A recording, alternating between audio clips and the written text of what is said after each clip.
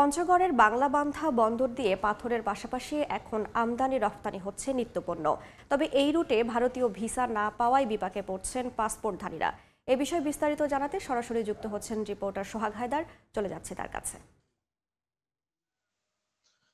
আমি এই মুহূর্তে আছি পঞ্চগড়ের সড়কপথের যে 4 দেশীয় স্থলবন্দর বাংলাবান্ধা এই স্থলবন্দরে। এই স্থলবন্দরটি শতভাগ পাথর আমদানির উপর নির্ভরশীল। আমি জানিয়ে রাখি যে প্রতিষ্ঠার পর থেকে এই বন্দরে কিন্তু আমরা দেখছি যে প্রচুর পরিমাণে ভারত এবং ভুটান থেকে পাথর আমদানি হয়ে আসছে।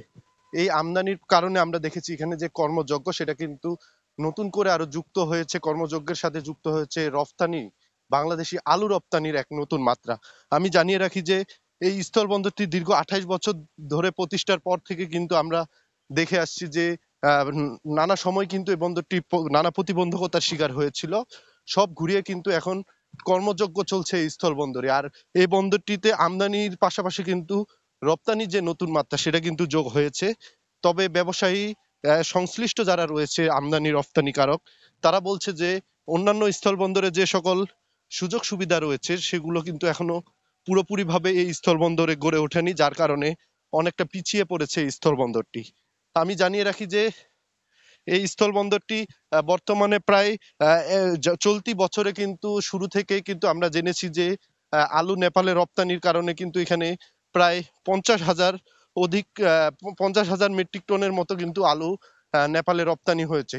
বর্তমানে এই স্থলবন্দরটি পাথরের উপর নির্ভরশীল হলেও কিন্তু আমরা দেখছি যে নেপালে আলু রপ্তানির কারণে দ্বিতীয় অবস্থানে রয়েছে এই স্থলবন্দরটি। সব বিষয় মিলিয়ে যদি বলা যায় এই স্থলবন্দরের যে আমদানি রপ্তানি, এই আমদানি রপ্তানি কিন্তু পুরোপুরি ঘুরে ঘুরে দাঁড়িয়েছে। এবং সংশ্লিষ্টরা বলছে যদি অন্যান্য বন্দরের মতো বন্দরের মতো যদি সুযোগ সুবিধা দেওয়া হয় তাহলে এই বন্দরটি ঘুরে দাঁড়াবে। আমি জানিয়ে রাখি এই বন্দরে আমরা দেখেছি যে বন্দরটি শুধু পাথর আমদানির উপর একসময় নির্ভরশীল ছিল, তবে আমদানি রপ্তানি স্বাভাবিক রয়েছে। এবং এর পাশাপাশি কিন্তু আলুর পাশাপাশি আমরা জেনেছি যে একসময় এখানে পাট রপ্তানি হলেও কিন্তু সেই পাট রপ্তানি বন্ধ রয়েছেন। একটি উপরের যে নির্দেশনা রয়েছে সেটি না থাকায় কিন্তু বর্তমানে পাট রপ্তানি হচ্ছে না। সব মিলিয়ে এই স্থল বন্দরে যে অবস্থা বিরাজ করছে সেটা কিন্তু কর্মযোগ্য চললেও কিন্তু উন্নয়নের ছোঁয়ার অভাব রয়েছে বলে আমাদের জানিয়েছে।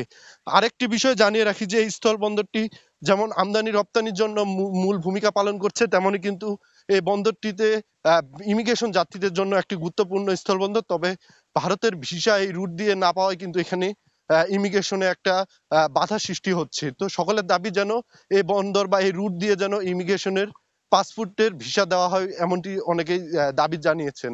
তো এ ছিল আমার কাছে পঞ্চগড়ের বাংলাবান্ধা স্থলবন্দর থেকে সর্বশেষ খবর। এতক্ষণ সরাসরি যুক্ত ছিলাম পঞ্চগড়ে।